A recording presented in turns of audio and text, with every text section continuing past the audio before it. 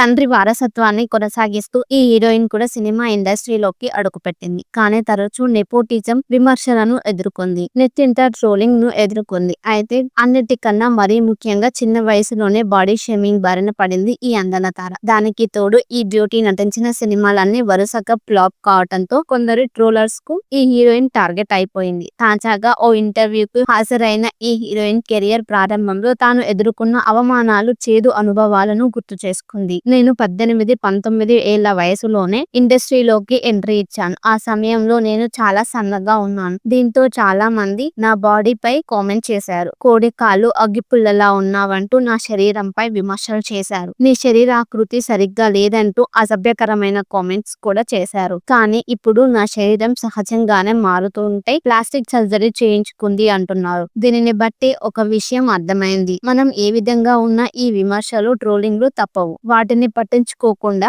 మన పని మనం చేసుకుంటూ పోతేనే విజయం సాధించగలం అని తనలాంటి వారిలో స్ఫూర్తిని నింపింది ముద్దుగుమ్మ.